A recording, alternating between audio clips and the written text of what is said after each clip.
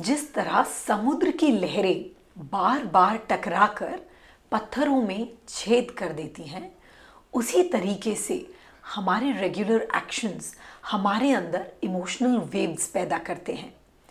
ऐसे में हमारे मन की शांति भंग हो जाती है और ये एजिटेशन आगे जाकर हमारे अंदर एंग्जाइटी को पैदा कर देता है।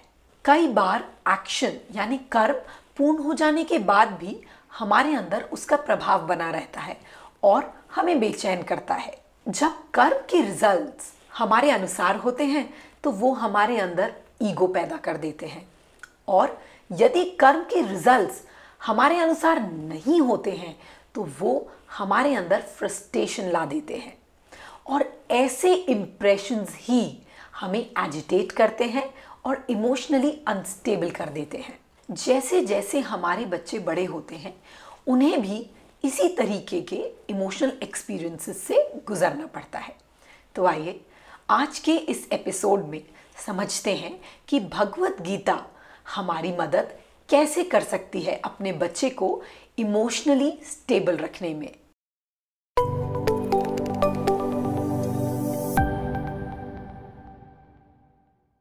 नमस्ते, मैं हूं पलक तिवारी गायकवाड़ और आप मुझे देख रहे हैं मेरी series how can Bhagavad Gita help in parenting पर। भगवत गीता के चौथे अध्याय में 3 शब्द बहुत इंपॉर्टेंट है: कर्म, विकर्म और अकर्म।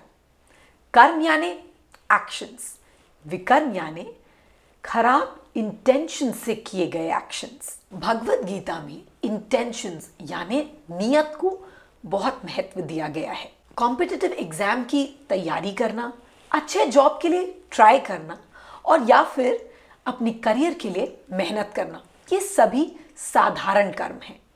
बट एज अ पेरेंट हमारे लिए इम्पॉर्टेंट है कि हम अपने बच्चे को ये सिखा पाएं कि हमारे किसी भी कर्म के पीछे हमारा कॉन्शियस यानी हमारी नियत क्लियर होनी ज़रूरी है। भगवत गीता में कहा गया है कि साफ नियत से ही हमारी डेस्टिनी यानी प्रारब्ध तय होता है, और हम एज पेरेंट्स यही चाहते हैं कि हमारा बच्चा एक बहुत अच्छा इंसान बने।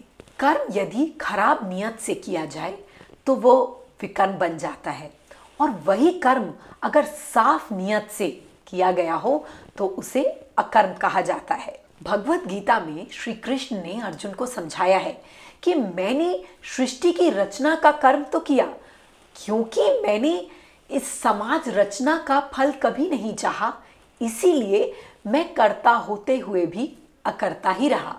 When good intentions are united with karma, it results as a कर्म। इसका मतलब ये है कि जब कर्ता को कर्म करने का एहसास ही नहीं होता तभी वह कर्म कहलाता है।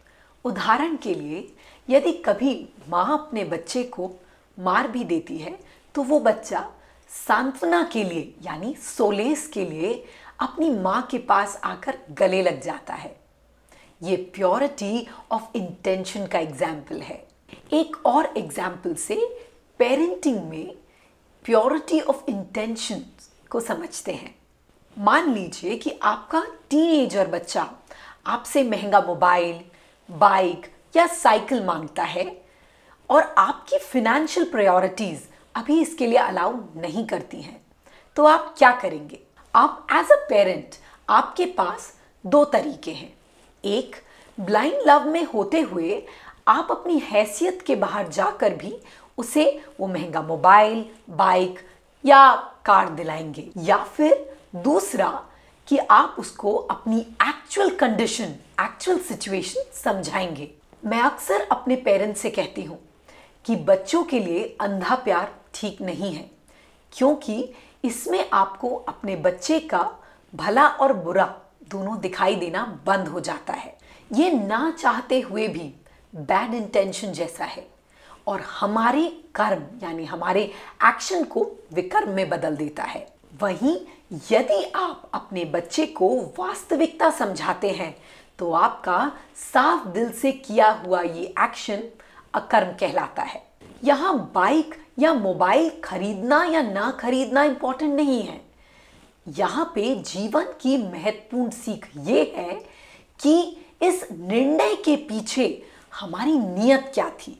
भगवद गीता में कॉन्शियसनेस एंड इंटेंशन की बात कही गई है। पेरेंटिंग सिर्फ माता पिता की जर्नी नहीं होती, हमारे बच्चे की भी जर्नी होती है। यदि प्रेम में कॉन्शियसनेस ना हो तो वो नीड, डिपेंडेंसी और कंट्रोल के रूप में सामने आता है। एज अ पेरेंट हमारे लिए बहुत महत्वपूर्ण है कि हम अपने बच्चे को सिर्फ इकोनॉमिक यूनिट बनाने पर फोकस ना करें। इमोशनल स्टेबिलिटी हमारे बच्चों की लाइफ में बहुत इंपॉर्टेंट है। तो इसके लिए क्या करें? सबसे पहला, नीड और वांट में डिफरेंस बताएं। खुद के इंटेंशंस क्लियर रखें, बिकॉज चिल्ड्रन डू नॉट जज you but they take a note of what you do. Third, our goal is to respond to the need and not to the behaviour. यानी बच्चा उस समय क्या रिएक्ट करेगा ये ना सोचें, उसके लॉन्ग टर्म इफेक्ट पर ध्यान दें। Fourth, don't handicap your child making their lives easy by providing them materialistic things. हमारे बच्चे क्लियर कॉन्शियस के साथ कर्म करना सीखेंगे तो वो इमोशनली स्टेबल रह पाएंगे। वो desire, passion, anger, greed, temptations, delusions जैसे सिचुएशंस को हैंडल करना सीख जाएंगे। आशा करती हूँ कि आज का एपिसोड आपको पसंद आया होगा और आपके लिए यूजफुल साबित होगा। इस सीरीज के पिछले एपिसोड फोकस ऑन कर्मा को आप सभी ने बहुत पसंद किया, उसके लिए थैंक यू। नमस्ते।